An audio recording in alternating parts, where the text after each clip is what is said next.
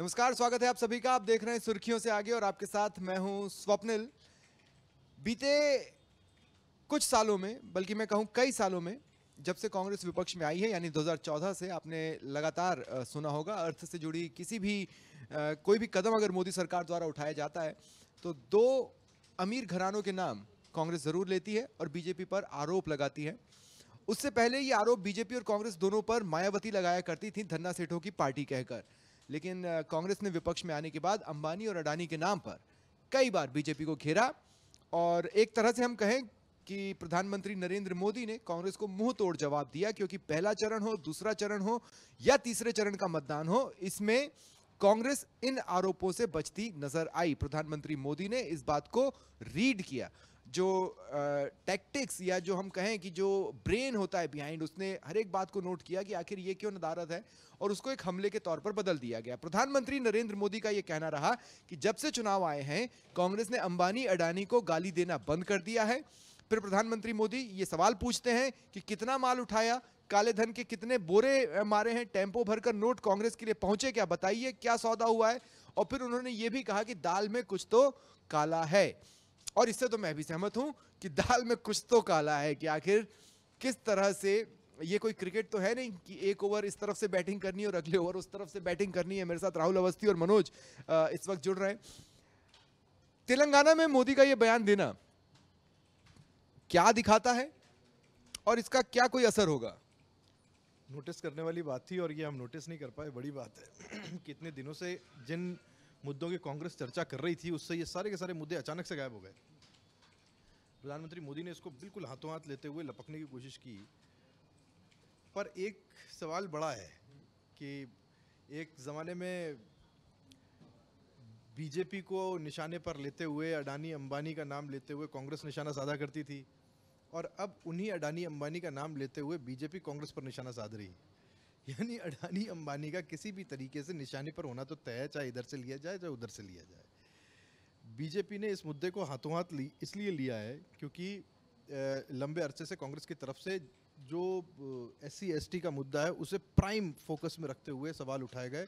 और ये जो मुद्दा था जो पहले कांग्रेस उठाया करती थी, अडानी अंबानी, वो कहीं गौण हो गया, कहीं छिप गया, गायब हो गया। बीजेपी ने सवाल उठा करके कांग्रेस को उसी के खेल में उलझाने की कोशिश की है। मुझे बड़ा दिलचस्प लगेगा कि कांग्रेस की तरफ से इसे लेकर के जवाब आता क्या है कि इतने दिन हो गए, आखिर आप अडानी अंबानी पर बोले क्यों नहीं है। मेरे लिए भी दिलचस्प है जानना कि कम से कम कुछ तो बोला जाए। अब तो बोले, अब क्यों नहीं बोल रहे हैं? सडनली नहीं बोल रहे हैं, न्याय यात्रा के दौरान बोल रहे थे। हालांकि इसको इस रूप से भी देखा जाना चाहिए, जब हम सुर्खियों से आगे की बात कर रहे हैं, कि जब आप ये कह रहे हैं कि काले धन के कितने बोरे मारे हैं, तो आप अंबानी अडानी पर काला धन कमाने का आरोप भी लगा रहे हैं। यही मैं कह रहा हूँ, ये एक्सपेक्टेड नहीं था प्रधानमंत्री के मुंह से कि वो अडानी अंबानी को लेकर के सीधे ऐसा निशाना साधेंगे। और अगर वो ऐसा कह रहे हैं तो उसके पीछे का कारण क्या है, कोई लॉजिक तो होगा। वो खुद ही घिर जाएंगे कि काले धन पर कंट्रोल तो आपका वादा था। बिल्कुल। या फिर वो इसको तंज के रूप में कह रहे हैं, ये कहते हुए कि आप सवाल नहीं उठा रहे हो तो इसका मतलब ये है कि आपके पास अब कोई पैसा आ गया है या कुछ आप तक पहुंच गया, जिस पैसे को आप काला बताया करते थे अब वो आप तक पहुंच गया, और अब क्योंकि आप तक पहुंच गया तो वो काला नहीं रहा। ये सारी चीज़ें घुमा फिरा करके प्रस्तुत करने वाली होती हैं। जब आप बीजेपी से सफाई मांगेंगे तो वो यही कहेंगे, लेकिन मुझे इंतजार कांग्रेस की तरफ से इस पूरे मामले पर जवाब का है कि कांग्रेस अब कहती क्या है। अच्छा, होता है ना, एक और एक दो जोड़कर देखने की जो कोशिशें हम करते हैं, जैसे हमने मोदी जी के बयान में निकाला, वैसे ही एक पॉइंट तो ये भी निकलता है कि जब कांग्रेस कह रही थी हमारे पास पैसा नहीं है, तो फिर चुनाव की फंडिंग हो कहाँ से रही है? और अगर चुनाव की फंडिंग कहीं से हो रही है जो कि वाया इलेक्टोरल बॉन्ड नहीं है, तो जो टेम्पो या जो बोरे कहे जा रहे हैं, कहीं वो सच तो नहीं है? तो कांग्रेस को क्लैरिफिकेशन तो देना पड़ेगा। मनोज, आने वाले समय में देखने को मिलेगा कि यहाँ पर कुछ ना कुछ सफाई देती हुई कांग्रेस नजर आएगी। लेकिन जिस तरह से पीएम मोदी के मुंह से ये जो शब्द निकला है, ये विचारणीय जरूर है कि उन्होंने ये तीर किस तरफ मारा है। एक तीर मारने वाली बात है, और चुनावों में अक्सर करके देखा जाता है कि बयानों से ही तीर मारे जाते हैं और किसी ना किसी को साधा जाता है। तो ये लग रहा है कि कहीं ना कहीं तीर मारकर किसी को साधने की कोशिश है। थोड़ा क्लियर करते हैं ना, हम जब सुर्खियों से आगे जा ही रहे हैं तो थोड़ा क्लियर करते हैं। मतलब इशारों को अगर समझो करना होता तो फिर सुर्खियों से आगे की जरूरत क्या थी? जैसे कल लालू प्रसाद यादव ने जो आरक्षण को लेकर बयान दिया था, तो प्रधानमंत्री ने साफ तौर पर कहा था कि विपक्ष का जो, मतलब एक तरह से कांग्रेस की ओर इशारा किया था कि इनकी जो भावनाएं वो दिख रही हैं। तो तो ये यहाँ पर जो तीर मारा गया है वो न केवल कांग्रेस के ऊपर मारा गया है बल्कि पूरे जो गठबंधन है उस पर मारा गया है। और क्योंकि गठबंधन के किसी भी और दल की तरफ से भी ये बातें नहीं आ रही हैं, तो साधने की जो कोशिश है वो पूरी, चाहे वो उत्तर प्रदेश में सपा को साधना हो या बसपा को साधना हो या बिहार में लालू की पार्टी को साधना हो, तो सबकी तरफ तीर घुमाया है। देखने बाद इसमें देखेंगे क्या परिणाम इसके आने वाले समय में निकल कर आते हैं। अब क्या है कि हमारे पास कोई संपत्तियां तो है नहीं, और कांग्रेस के एक वादे को संपत्ति से जोड़ दिया गया कि आने वाले समय में हो सकता है कि आपकी संपत्ति पर भी कांग्रेस नज़र रख रही है। और ऐसे में जिनके पास संपत्ति है, मतलब हम सिर्फ सोच ही सकते हैं किसी के पास संपत्ति है तो क्या। लगभग सभी के पास पैतृक संपत्ति है। पैतृक संपत्ति तो सभी के पास होती है, और जिस संपत्ति का बीजेपी जिक्र कर रही है वो वही संपत्ति है जो माँ बाप से मिली हुई होती है। उसमें से भी अगर कोई 60% हिस्सा रख ले सरकार तो फिर बचा क्या। यहाँ तो ये तो वो देश है जहाँ एक बाप अपने पेट को काट काट के एक एक रुपया एक एक कौड़ी इसलिए जोड़ता है कि मेरी अगली जो जनरेशन है वो दुख ना झेले जो मैंने झेले, और अगली जनरेशन भी इसी आस में। ये उस संपत्ति की काट नहीं है ना, ये अंबानी अडानी को बीच में ले, है ना? अंबानी और अडानी के लिए तो मेरे लिए बहुत आश्चर्यचकित करने वाला है कि प्रधानमंत्री अडानी और अंबानी का नाम ले रहे हैं।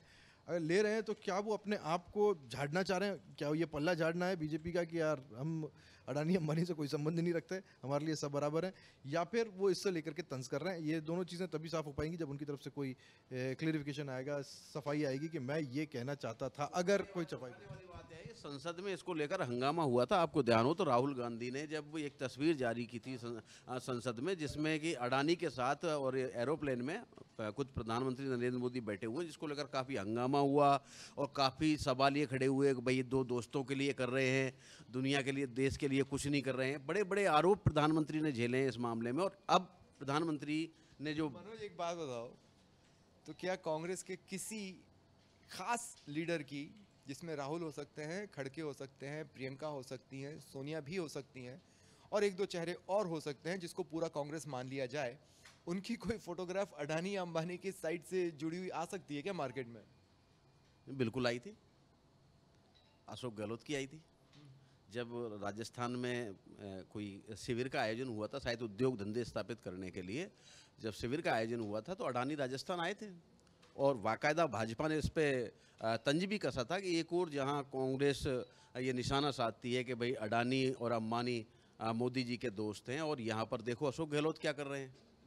तो अशोक गहलोत की जो तस्वीर आई थी तो उसमें बस उद्योग धंधे स्थापित करने के लिए वो रखा गया था, पूरा कार्यक्रम सरकारी कार्यक्रम था। ठीक है, कांग्रेस को इस पर जवाब देना चाहिए। राहुल को इंतजार रहेगा, मुझे इंतजार रहेगा, मनोज को भी इंतजार रह सकता है, आप भी इंतजार कीजिए, लेकिन कांग्रेस को एक चीज़ का जवाब और देना चाहिए। दरअसल सैम पित्रोदा एक बार फिर बोले हैं, और इस बार जो बोला है वो उन्होंने हमेशा की तरह अंग्रेजी में ही बोला है, और हम यहाँ पर बैठे हैं उसका हिंदी अनुवाद करने के लिए। उनके जो वर्डिंग्स थे, और मैं उसको एज इट इज़, मतलब आप कोट अनकोट कर ले लें, उनके वर्डिंग्स थे, we could hold country together as diverse as India, where people on east looks like Chinese, people on west looks like Arab, people on north looks like, maybe white, and people in south looks like Africa. इसके कहने का मतलब यह है कि हम एक देश को एकजुट कर रख सकते हैं जो इतना डाइवर्स हो जैसे इंडिया, जहाँ पर ईस्ट में रहने वाले लोग चाइना के नागरिकों की तरह दिखाई देते हैं, जो वेस्ट में रहते हैं वो अरब में रहने वाले लोगों की तरह दिखाई देते हैं, जो नॉर्थ में रहते हैं वो वाइट यानी गोरे अंग्रेज दिखाई देते हैं, और पीपल इन साउथ मतलब जो दक्षिण भारत में है वो अफ्रीकन्स दिखाई देते हैं। हालांकि वो आगे कहते हैं, और ये सब मिलकर भाई बहन बन जाते हैं, और ऐसी डाइवर्स सिचुएशन को एकजुट बनाने में जो मेहनत लगती है वो हम कर सकते हैं। लेकिन अच्छा, बहुत लंबे समय बाद ऐसी नस्लीय टिप्पणी या रेसिस्ट कमेंट की कैटेगरी वाला कोई कमेंट सुनने को मिला है। ये रेसिस्ट है कि नहीं, इस पर मैं बातचीत करूंगा, और इसके क्या रिपरकशंस हो सकते हैं उस पर मैं बातचीत करूंगा। लेकिन इस क्राइटेरिया के हिसाब से राहुल मुझे अरब जैसा तो कभी नहीं दिखे हैं। और एक बार मनोज का चेहरा देखें, ये अरब तो नहीं हो सकते, मतलब आप मुझे देख लीजिए, ठेठ राजस्थान क्या। और अगर आप मेरा चेहरा देख रहे हैं तो मैं इस क्राइटेरिया में आ नहीं रहा हूं जहां से मैं आता हूं के हिसाब से। तो शायद मैं देशवासी दिख रहा हूँ कांग्रेस को फिलहाल, लेकिन क्या ये रेसिस्ट कमेंट है कि नहीं? कंप्लीटली रेसिस्ट है साहब, इससे ज़्यादा और क्या रेसिस्ट हो सकता है जब आप किसी के दिखने और अपीयरेंस पे कमेंट करने के लिए लग जाएं। मुझे लगता है सैम पित्रोदा ने कोई हाथ में पानी लेके या जल लेकर के कोई कसम खाई है कि वो चुनाव के दौरान कांग्रेस को एक ऐसी स्थिति में डालते रहेंगे, आए बाएं साए ना लेना एक ना देना दो, ज़बरदस्ती के कमेंट, कोई मतलब नहीं है इसका। आप ये कह के भी चुप हो सकते थे कि अनेकता में एकता, भारत की विशेषता, कि ये भारत एक ऐसे गुलदस्ते जैसा है जहाँ पे अलग अलग तरह के फूल हैं, लेकिन वो जब मिलते हैं तो एक गुलदस्ता बन जाता है। ऐसे ऐसे बयान दिए जाते रहे और सुनने में भी वो कर्णप्रिय होता है। अब ये कहना कि ईस्ट में रहने वाले लोग, आप तो इंग्लिश में बोल रहे थे, कितना भी सुंदर इस भाषा को बनाया जा सकता था। कितना भी अच्छा बनाया जाए, और आपने सही कहा, ये भी एक कमेंट ही होगा कि अंग्रेजी में और ज़्यादा सुंदर बनाया जा सकता था। लेकिन अगर वो वहाँ पे थे तो उनके पास कहने के लिए बहुत सारे वर्ड्स हैं। मुझे लगता है सैम पित्रोदा कहीं से भी शब्दों की कमी से जूझने वाले व्यक्ति हैं। सैम पित्रोदा को दरअसल शशि थरूर के साथ बैठना चाहिए और ऐसी अंग्रेजी बोलनी चाहिए जो मुझे समझ में ना आए या हमें समझ में। अंदाजे बयां बता देता है बात को, वरना इस जमाने में कोई बात नई बात नहीं होती। तो उनका जो कहने का जो तरीका है वो गलत है, जो उन्होंने कहा है वो तरीका गलत है। जिस तरह से राहुल बात कर रहे थे, अगर उस तरह से कहा जाता तो लोगों को पसंद भी आता, हो सकता है लोग उस पर कमेंट भी करते, लेकिन अब उस पर अच्छे कमेंट आएंगे, इस पर कमेंट सही नहीं आएंगे। अच्छा, इंटरेस्टिंगली मुझे नहीं पता सैम पित्रोदा का जन्म कहाँ हुआ है। आपके हाथ में मोबाइल है, अगर आप गूगल कर सकें, मैं एक्चुअली ये ना बड़ा इंटरेस्टिंग हो जाएगा ये थोड़ा सा कि हम देखें तो सही, by this comment Sam Pitroda किस में उन्हीं के बोले किस क्राइटेरिया में फिट हो रहे हैं। अगर हम इसको निकालने की कोशिश करें तो बड़ा इंटरेस्टिंग रहेगा मेरे लिए भी जानना। इतना तो तय है कि वो ईस्ट से तो नहीं आ रहे हैं, इतना तो तय है अगर बाय लुक्स बात की जाए। अब उनके पास बचता है अरब होना या वाइट होना, और अगर वो साउथ से आते हैं तो फिर तो वो प्रॉपर जो उनकी डेफिनेशन है उसके हिसाब से वैसे भी नहीं दिख रहा है। सैम पित्रोदा के बारे में, इंडियन स्टेट ऑफ ओडिशा से हैं। ओडिशा से हैं। हाँ, तो ईस्ट साइड आ गए और गुजराती फैमिली है। हाँ, तो अब आप इनकी इमेज गूगल कीजिए। हाँ, अब इनकी शक्ल को देखिए। अब मैं आपको फोटो बड़ी करके दिखाता हूँ, अगर दिख जाए तो। ये साहब हैं सैम पित्रोदा, ये गुजराती परिवार से ताल्लुक़ रखते हैं और इनका जन्म हुआ है ओडिशा में। उड़ीसा भी, आप इसको उड़ीसा नाम से भी जानते हैं। अब इनका जन्म हुआ उड़ीसा में और ये आते हैं गुजराती फैमिली से। ये आपको कहाँ से अरब दिखते हैं बताइए? कहीं से दिख रहे हैं अरब जैसे? आपको अरब जैसे दिख रहे हैं या मेरी आंखें ख़राब हों? अब ये अपनी रेस के ऊपर भी कमेंट कर रहे हैं कि हम जो भी पश्चिमी राजस्थान के लोग हैं, पश्चिमी भारत के लोग हैं, वो सारे अरब्स दिखते हैं। कोई एक मंचला डीप फेक पर बैठा होगा और ये आपको अरब दिखेंगे, देखिएगा। अगर कार्यक्रम देख रहा है तो कोई एक मंचला बैठा होगा डीप फेक पर, और हो सकता है कल इनकी अरब लुक वाली कोई तस्वीर सामने आ जाए। बहरहाल इस कमेंट को इससे ज़्यादा इज्जत मैं देना नहीं चाहता हूँ, इस पर इतनी बातचीत बहुत है।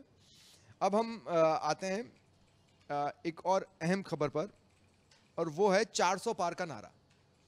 पहली बार प्रधानमंत्री नरेंद्र मोदी सामने आते हैं और वो जनसभा में ये बताते हैं लोगों को समझाने के लिए कि ये जो कहा जा रहा है कि हम अगर 400 पार लाएंगे विपक्ष द्वारा तो ये कर देंगे, संविधान बदल देंगे, तो वो गलत है। 400 पार नया नहीं है। और उन्होंने जो एक्सप्लेनेशन दिया राहुल, बहुत गजब का था कि भाई 2019 में जब हम जीते तो एनडीए प्लस के रूप में 350 से ऊपर तो हम वैसे ही थे, कुछ और दल रास्ते में जुड़े, कुछ निर्दलियों ने समर्थन दिया, तो मैं तो उसी संख्या को रिपीट करने की बात कर रहा हूं। और दूसरा, अगर आदमी अपना नेक्स्ट स्टेप या अपना अगला लक्ष्य बड़ा नहीं रखेगा तो क्या रखेगा? और बड़ा क्या, वो तो आंकड़ों के लिहाज से देखिए 352 से 353 थे एनडीए के पास 2014 में, और अगर किसी बिल को पास कराने की नौबत आई है तो ये वोटों की संख्या इससे बढ़ी है, निर्दलियों का साथ मिला है। कई बार तो एब्सकॉन्डिंग रहे, कई जो विपक्षी हैं वो होते ही नहीं थे। आपने बिल्कुल सही कहा और मैं इस सफाई को बाई करता हूँ। 400 पार का जो लक्ष्य रखा गया था, जो कहा गया था, उसके पीछे कहीं संविधान संशोधन का कोई इच्छा हो, मुझे नहीं लगता कि ये बिहाइंड द कर्टन्स भी होगी या अंडर द टेबल भी होगी, या कहते हैं ना कई बार वो कि आपकी जाजम के नीचे कुछ छुपा हुआ है, ऐसा भी कुछ नहीं था। ये सारी चीज़ें बनाई हुई थी, प्रोजेक्टेड थी, और उन्होंने सफाई देकर के बिल्कुल सच कहा है। मुझे लगता है भारतीय जनता पार्टी ने अपने बार को आगे बढ़ाने की कोशिश की और उन्होंने 400 पार सिर्फ बीजेपी के लिए नहीं रखा। ये लक्ष्य बीजेपी का लक्ष्य नहीं था, ये लक्ष्य था एनडीए का। 370 था, ये 300, क्योंकि और उसको जोड़ा गया था 370, चूक की हटाई गई है, इसलिए 370 उन्होंने कह दिया। और 400 हम चाहते हैं कि हमारे सहयोगियों के साथ हमारी आए।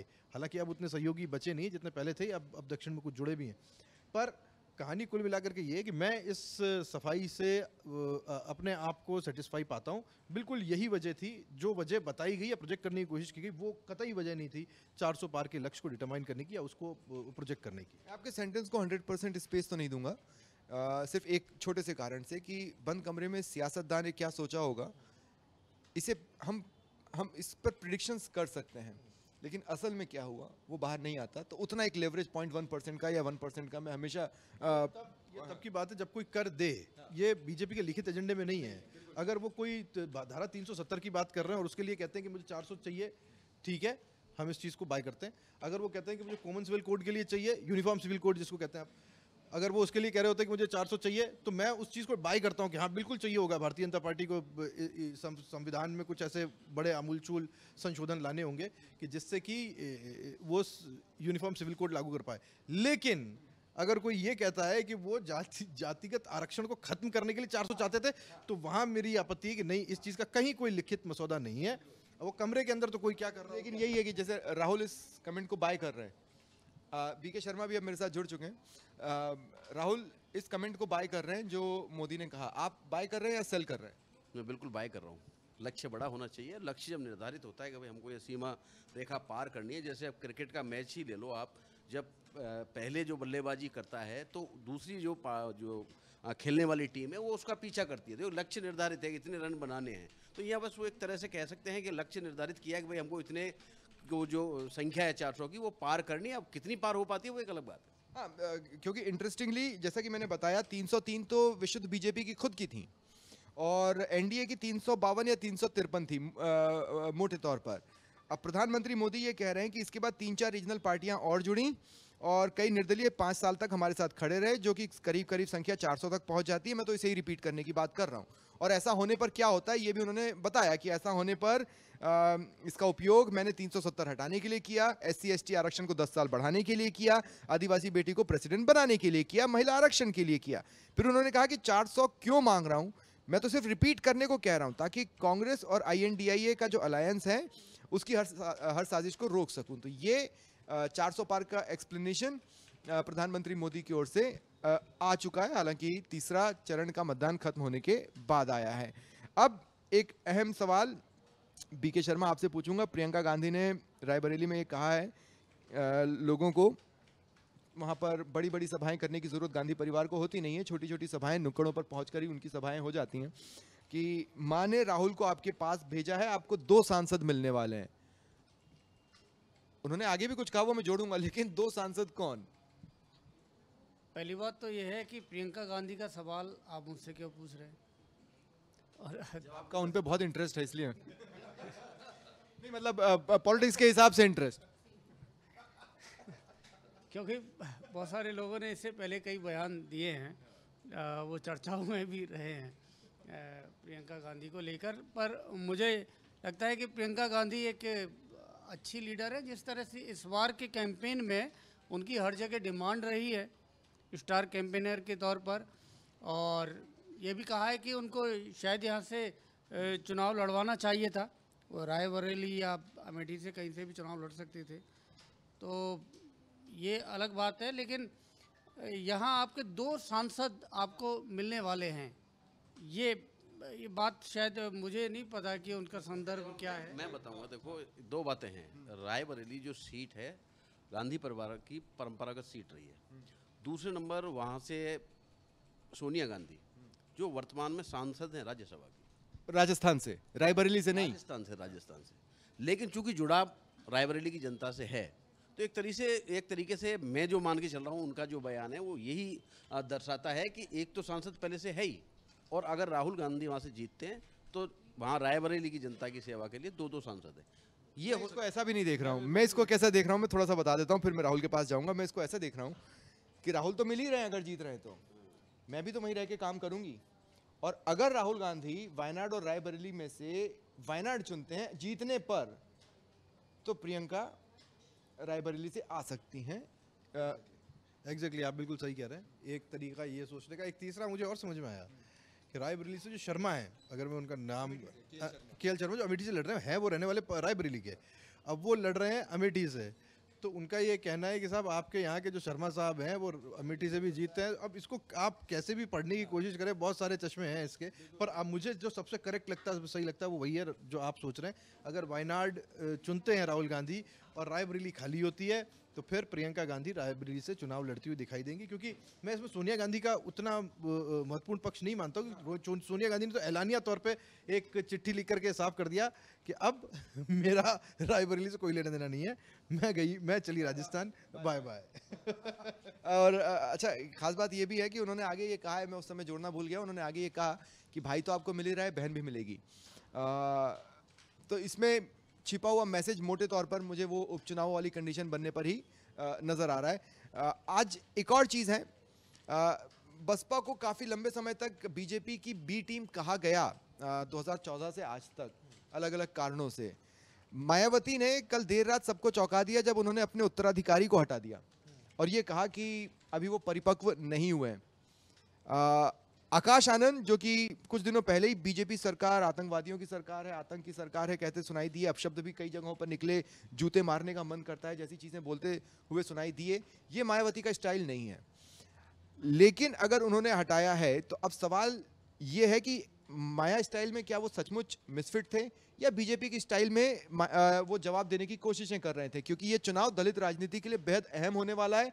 दलित राजनीति किस दिशा में बढ़ेगी बीके, या डाउन पे जाएगी या अप? पिछले 5 साल या 10 साल में आप देख लीजिए कि पहले ऐसा नहीं था। आप मायावती की राजनीति को आप देखेंगे तो काफ़ी आक्रामक हुआ करती थी और जो वोट बैंक है उसके लिए जिस तरह आज ममता बनर्जी की तरह वो चर्चाओं में रहती थी, उनके बयान आक्रामक होते थे और बड़े निर्णय लेने में कभी पीछे नहीं हटी। जैसे उन्होंने पहले सीएम रही और बाद में बीजेपी को उन्होंने नहीं दिया और उसके बाद चुनाव में चले गए। तो ये, लेकिन उन्होंने पिछले 10 साल में मोदी सरकार के आने के बाद, केंद्र में सत्ता आने के बाद, वो एक तरह से उसको वानप्रस्थ में चली गई हैं एक तरह से। 2014 में नहीं, 2019 में जिस तरह से। और दूसरा इसीलिए उसी का एक ये पहलू है कि जैसे ही वो भतीजे ने जो बयानबाजी दी तो उसके पीछे बहुत सारी कहानियां और भी हैं। लेकिन ये बात तो मायावती को पता है कि अभी उसकी नादानी है और वो नादानी को समझती है कि अगर उनकी उन बयानों का इम्पैक्ट क्या हो सकता है, तो इसलिए उनको देखो स्वप्निल, मैं बताना चाहूँगा इसमें मायावती की जहाँ तक रणनीति जो रहती है खास करके चुनाव के लिए, अब यहाँ उन्होंने निर्णय लिया है, वो अपने हिसाब से लिया है, लेकिन 2 बार के जो उनके स्लोगन हैं उन पर आप जाइएगा, आपने अच्छी तरह से सुने होंगे। एक बार चुनाव उन्होंने लड़ा तब उन्होंने कहा था तिलक तराजू और तलवार। वो बहुत पुरानी बात हो गई, तब दलित राजनीति बहुत उफान की तरफ थी, पराकाष्ठा पे थी। और उसके बाद फिर एक नारा आया, हाथी नहीं गणेश है, ब्रह्मा विष्णु महेश है। तो आक्रमता के साथ जिस तरह से उन्होंने जो स्लोगन पहले दिए थे, जिसको लेकर काफ़ी तमाम बातें भी हुई, कुछ लोगों को ये स्लोगन अच्छे नहीं लगे, कुछ लोगों ने बुराइयां भी की, तो ये जो निर्णय भी हुई हो, लेकिन उनका जो सोशल इंजीनियरिंग थी जिसमें मिश्रा साथ में आए उनके साथ में और ब्राह्मणों का उनको आखिर साथ लेना पड़ा, उसी से वो सत्ता में। अलग नारा था, वो नारा था कि जोर लगा के छाती पे ब्राह्मण चढ़ गया हाथी पे। अब ये जो ये कई स्लोगन्स आए और कई सारे बदलाव, लेकिन जिस तरफ आप इशारा कर रहे हैं ना, सीधी सीधी बात करते हैं, बिल्कुल क्लियर, सुर्खियों से आगे। मायावती की ऐसा लगता है कि उंगलियां दबी हुई हैं किसी चीज के नीचे, है ना, साफ बात है। हाँ, कोई कहीं उंगली दबी हुई है और जब किसी ने इस तरह के कमेंट किए तो वो दबी हुई उंगलियां और दबा दी गई और उनको इस बात का डर था कहीं ऐसा ना हो कि उंगलियां, ये एक शक है पॉलिटिकली जो जाहिर किया जाता है कि मायावती जिस तरह के भाषण देने की देता मैं देखता आया हूँ, मैंने मायावती कई रैलियां कवर की, मायावती हमेशा स्क्रिप्टेड बोलती हैं, जो पेपर पे लिखा हुआ, ना इधर ना उधर, जो भी हो जो उस पे लिखा हुआ है। और एक दिन में 4 रैलियां कवर कर रहा था और मुझे रटा गई थी स्क्रिप्ट। बिल्कुल, वो स्क्रिप्ट वैसी की वैसी होती है। और आप इस चीज़ को देखिए कि जब उस चीज़ को उनके जो सक्सेसर हैं उनकी तरफ से, आकाश आनंद की तरफ से बोला गया और उन्होंने तो आए बाएं कमेंट करने शुरू कर दिए।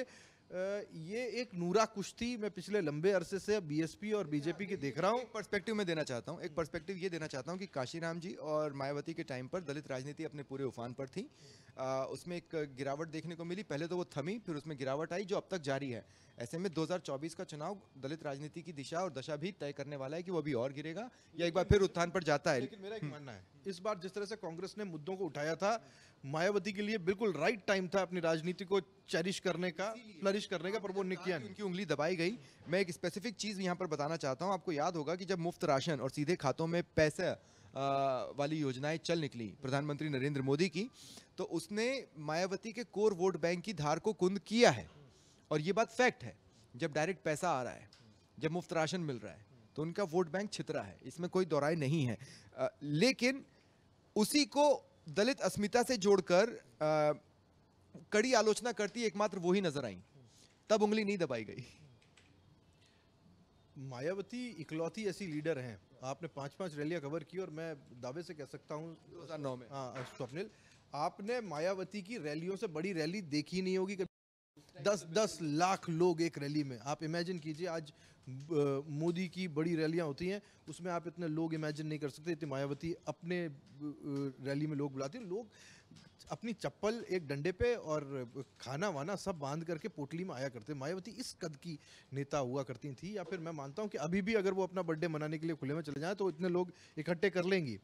ये जो सारी चीज़ें हुई हैं, ये भारतीय जनता पार्टी ने जिस तरह से हिंदू एकीकरण किया है, वो जो डिवीजन था उत्तर प्रदेश में वो खत्म हुआ। और जब दलित अब उतना ही महत्वपूर्ण, जब उनको महत्व दिया गया पार्टी में, संगठन में, कि आप उसी कुर्सी पे साथ में बैठे और बड़े दलित नेताओं को, ये वही स्ट्रेटेजी थी जो मायावती ने अपनाई थी कि उन्होंने एक ब्राह्मण नेता को अपना बिल्कुल राइट हैंड बनाया और ब्राह्मण वोट जैसे ही मायावती के साथ आए, वो ब्राह्मण और दलित कॉम्बिनेशन बनके उनको अभूतपूर्व सफलता मिली। बीजेपी ने ऐसा ही किया। बीजेपी ने उस दलित वोट बैंक को कहना चाहिए टारगेट किया और उन लोगों को वो जगह दी। और ऊपर से भगवान श्री राम का और हिंदूवाद का और राष्ट्रवाद का इतना बड़ा मुद्दा था कि सब हिंदू वोट एक साथ आ गए। और इसकी परिणति थी कि यूपी में आप कभी बीजेपी को पीछे मुड़ते देख ही नहीं पाए। अच्छे अच्छे पॉलिटिकल पंडित फेल हो गए। आज मायावती उसी में फंसी हुई हैं और इस बीच मुझे लगता है कुछ ऐसी फाइलें हैं जो उनको उभरने नहीं दे रही उस सिचुएशन। आपको याद, मैं ये भी दर्शकों को याद दिला दूं कि अगर आप गूगल करेंगे तो आपको वो टाइम भी याद आएगा, यूपीए का समय, जब मुलायम सिंह और मायावती के ठिकानों पर भी सीबीआई पहुंचा करती थी और तभी सुप्रीम कोर्ट का वो कमेंट आया था तोता वाला। बहरहाल, तो क्या सीबीआई अभी भी तोता है? इस सवाल के साथ मैं छोड़ा जाता हूँ। बहुत बहुत धन्यवाद जुड़ने के लिए। ये था सुर्खियों से आगे। नमस्कार।